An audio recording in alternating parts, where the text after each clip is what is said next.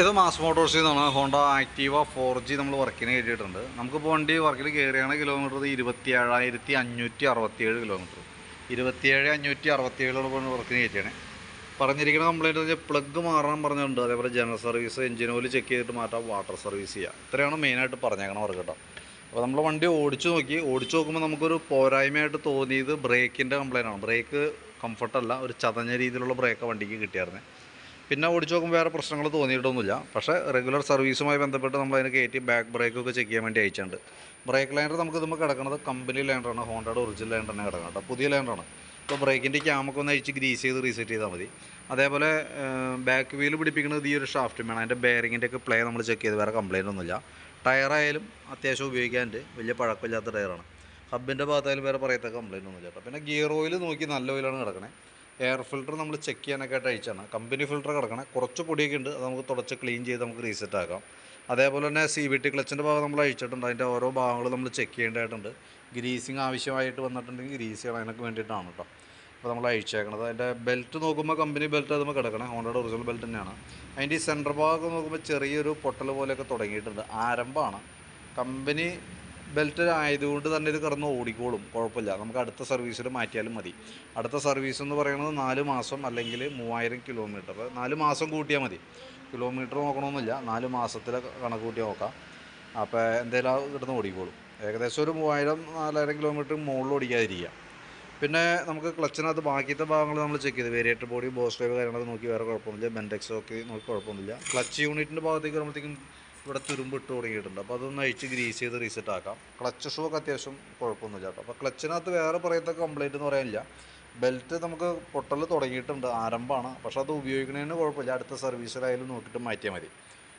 പിന്നെ എൻ്റെ എഞ്ചിൻ ഹെഡിൻ്റെ ഭാഗമൊക്കെ ചെക്ക് ഇവിടെ നോക്കുന്ന സമയത്ത് ഇവിടെ ചെറിയ ലീക്ക് കാണിച്ചു തുടങ്ങിയിട്ടുണ്ട്. കവർ ഗ്യാസ്കറ്റിൻ്റെയാണ് ഇത്. ഇടയ്ക്കിടയ്ക്ക് നമുക്ക് മാറ്റേണ്ടി വരുന്ന ഒരു പാർട്സാണ് ഈ head cover gasket, rubber type ഗ്യാസ്കറ്റാണ്.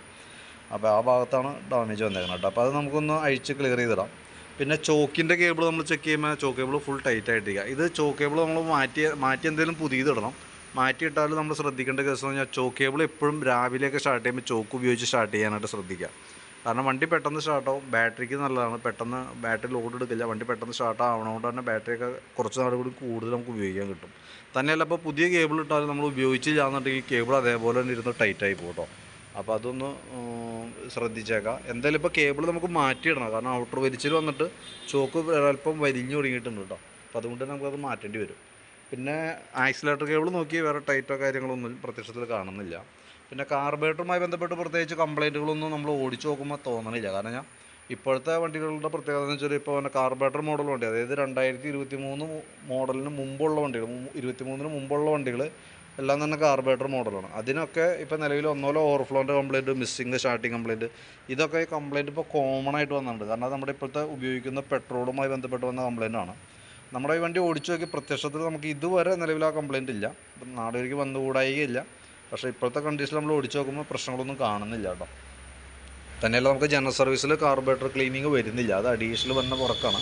അപ്പോൾ നമുക്ക് അതിന് അഡീഷണൽ പേയ്മെൻറ്റ് വരും. അപ്പോൾ പ്രത്യേകിച്ചൊരു കംപ്ലയിൻറ്റ് ഇല്ലാത്തത് കൊണ്ടും ഈ പറഞ്ഞ രീതിയിൽ നമുക്ക് E20യുടെ പ്രോബ്ലം വരാൻ സാധ്യതയുള്ളത് കൊണ്ട് നമ്മൾ തൽക്കാലം കാർബറേറ്റർ അഴിക്കുന്നില്ല. പിന്നെ ഫ്രണ്ടിലേക്ക് വരുമ്പോൾ ഫ്രണ്ട് ബുഷുകളൊക്കെ നമ്മളൊന്ന് ഗ്രീസ് ചെയ്യാൻ വേണ്ടി അയച്ചു. അപ്പോൾ ലിങ്കിൻ്റെ ബുഷുകൾ നല്ല രീതിയിൽ ഓവലായിട്ടുണ്ട്. ഷോക്കിൻ്റെ ബുഷും പോയിട്ടുണ്ട്, ലിങ്കിൻ്റെ ബുഷ് നമുക്ക് അഴിച്ചിട്ട് അതിൻ്റെ കോളർ മാത്രം മാറ്റിയിട്ടാൽ മതി. പക്ഷേ ഈ ഷോക്കിൻ്റെ ഗ്രീൻ ബുഷ് അത്യാവശ്യം ഓവലായിട്ടുണ്ട്, അതൊന്ന് ചേഞ്ച് ചെയ്തിടാം. പിന്നെ ഉള്ളത് ബ്രേക്കിൻ്റെ കേബിളുകളാണ്. ആ ബ്രേക്ക് ചതഞ്ഞ രീതിയിൽ വന്നതിൻ്റെ മെയിൻ കാരണം എന്ന് വെച്ചാൽ കേബിളുകൾ ടൈറ്റ് ആയിട്ടാണ്. ഇവിടെ നോക്കുമ്പോൾ ഫ്രണ്ടിലേക്ക് വരുന്ന കോംബി ബ്രേക്കിൻ്റെ കേബിൾ ഫുൾ ടൈറ്റ് ആയിട്ടുണ്ട്, ബാക്കിയത്തെ ഈ പറഞ്ഞ പോലെ വലിഞ്ഞൊരവസ്ഥയിൽ നിൽക്കണം കേട്ടോ.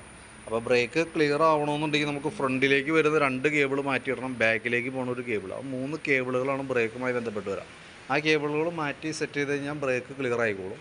പിന്നെ നമുക്ക് ഈ സൈഡ് ലിവറാണെങ്കിലും നല്ല രീതിയിൽ പ്ലേ തേയ്മാനം കാണിച്ചിട്ടുണ്ട് കേട്ടോ. അപ്പോൾ പുതിയതിട്ടാലും ചെറിയ പ്ലേ ഉണ്ടാവും, പക്ഷേ ഇതൊരു അല്പം കൂടുതലായതുകൊണ്ട് തന്നെ നമുക്കത് ചേഞ്ച് ചെയ്തിടണമായിരിക്കും കുറച്ചുകൂടി നല്ലത്. അപ്പോൾ ഞാൻ എസ്റ്റിമേറ്റിൽ ഉൾപ്പെടുത്തിയേക്കാം. എന്തെങ്കിലും വീഡിയോ കണ്ട് നിങ്ങൾ പെർമിഷൻ തന്നാൽ മാത്രമേ നമ്മൾ എന്തെങ്കിലും ചെയ്യുള്ളൂ. നമ്മളിപ്പോൾ കാണുന്ന കംപ്ലയിൻറ്റ്സുകൾ നോട്ട് ചെയ്തിട്ട് പറയണമെന്നുള്ളൂ. പിന്നെ ബാറ്ററി നമ്മൾ നോക്കുമ്പോൾ 2025 ബാറ്ററി, പുതിയ ബാറ്ററിയാണ്, വേറെ കംപ്ലയിൻ്റ് ഒന്നുമില്ല. ഫ്രണ്ടിലെ വീലായാലും നമ്മൾ അഴിച്ചായിട്ട് ബ്രേക്ക് ക്യാമ് കാര്യങ്ങളൊക്കെ ഒന്ന് അഴിച്ച് ഗ്രീസ് ചെയ്യാനുണ്ട്, ലൈനറൊക്കെ ഒന്ന് ക്ലീൻ ചെയ്ത് ഇടണമുണ്ട് കേട്ടോ.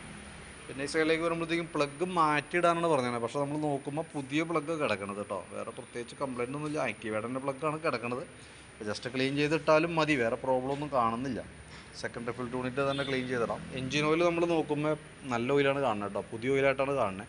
അപ്പോൾ എനിക്ക് തോന്നുന്നു കാര്യമായിട്ട് ഓടിയിട്ടില്ല എന്നാണ് തോന്നുന്നത്. 100% നമുക്ക് കളർ നോക്കിയിട്ട് പറയാൻ പറ്റില്ല.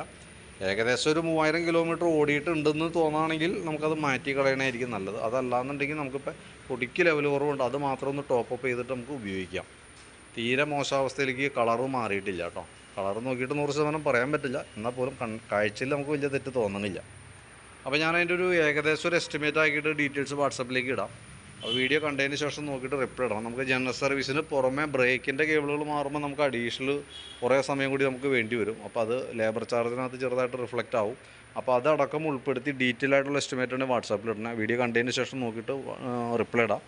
എന്തെങ്കിലും സംശയം ഉണ്ടെങ്കിൽ നേരിട്ട് കോൺടാക്ട് ചെയ്യുക. വിളിച്ച് ഉറപ്പ് വരുത്തിയതിന് ശേഷം മാത്രം അപ്രൂവൽ കൊടുക്കാം കേട്ടോ. അപ്പോൾ അതിൻ്റെ ഡീറ്റെയിൽസ് ഞാൻ വാട്സാപ്പിലേക്ക് ഇട്ടേക്കാം. ഓക്കെ.